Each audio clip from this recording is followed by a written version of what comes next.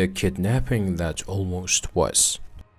I was in grade school and was told to watch my brother, a year younger than me.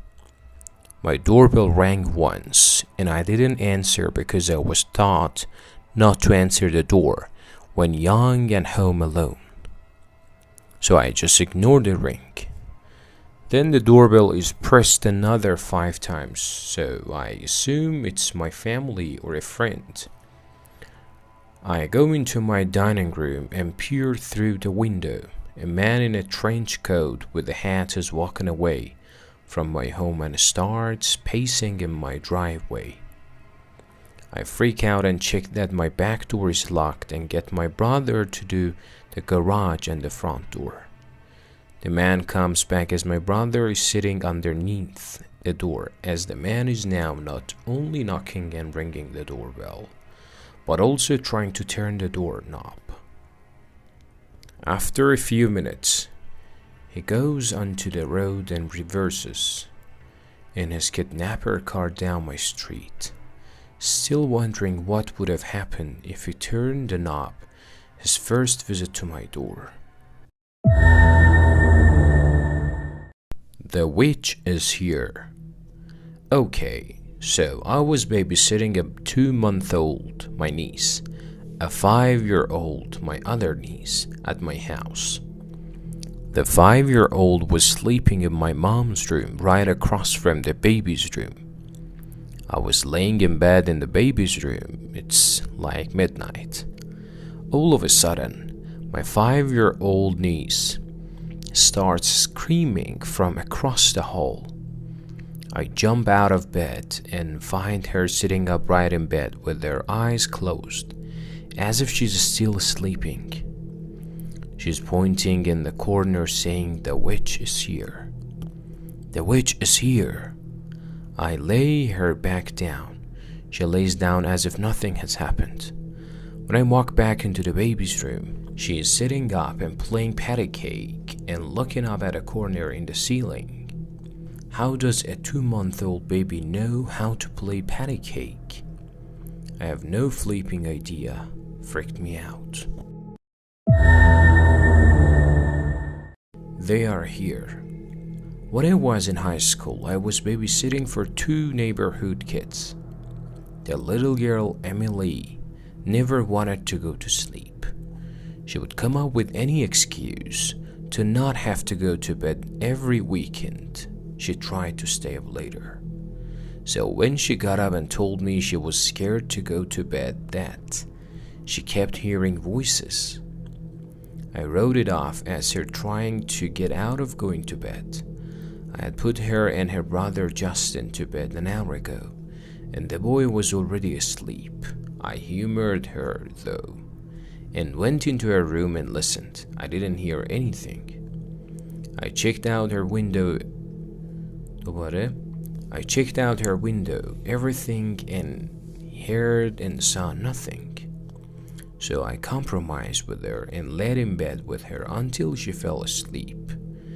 After she fell asleep, I went in the hall and I heard voices.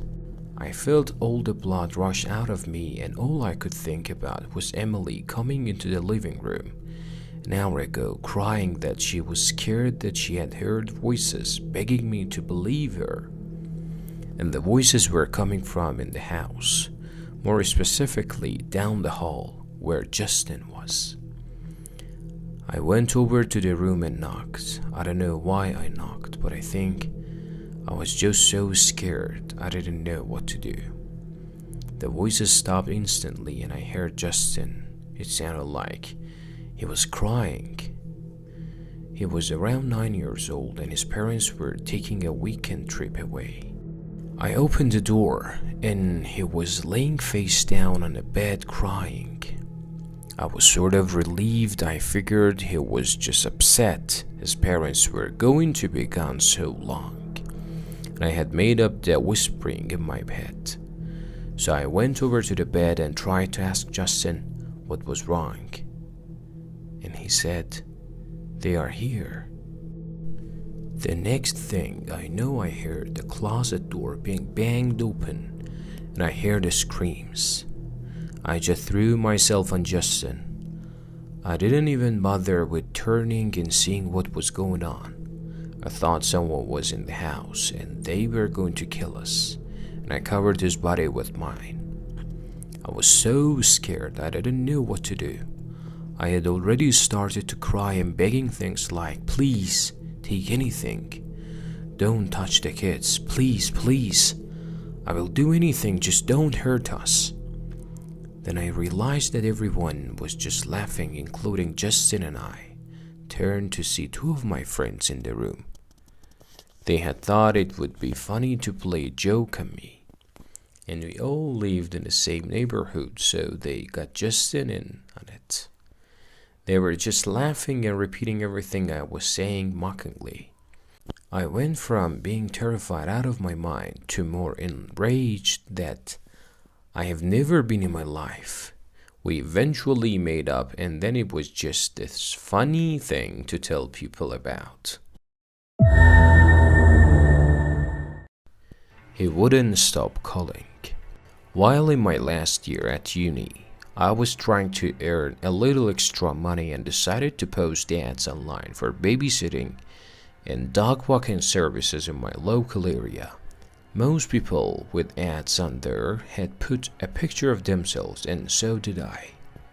And most people put contact numbers on there too. So I also did that, thinking it might give potential customers more points of contact than just messaging through the ad site. So within about 45 minutes of posting this ad, I'm downstairs cooking dinner. I hear my phone ringing in my bedroom, but I'm tied up with hot pans on the stove. So I left it, annoyed that I had missed a potential customer. However, I hear my phone ringing again and again and again. I dash up as soon as I can, free myself from cooking, and go and pick up the phone. When I pick up, all I can hear is heavy breathing. So naturally, after I don't get a reply, I hang up. The phone rings again as soon as I put it down. I pick up again, and eventually a guy replies. The guy starts off normal, and I figured that perhaps it had just been a bad line before. He first explains that he has 2 kids under 5, and then asks me if I think I can handle them. Having experience with kids in the past, I said yes. He then asks me if I stay overnight when babysitting. This pulled up a red flag in my mind, and I firmly say no. After this, he then goes silent again, and all I hear is some heavy breathing. I ask if he is still there, and then suddenly he says, "Are you a virgin?" And I hang up. The phone keeps ringing and ringing and ringing for another hour, non-stop. He had withheld his number, so I couldn't specifically block that number, but then I found the function to block withheld numbers on my phone. Did it, deleted my number from the ad site, and then proceeded to message every other person on there in my local area with a babysitting ad to warn them. Turns out some of them had had similar experiences. I would never have fallen for the "do you stay overnight" part, but it made me shudder to think of teenagers or vulnerable adults falling for it and what could have happened to them. If he hadn't withheld his number, I would have reported him in an instant. I felt so unsafe and was jumping at shadows for the rest of that evening.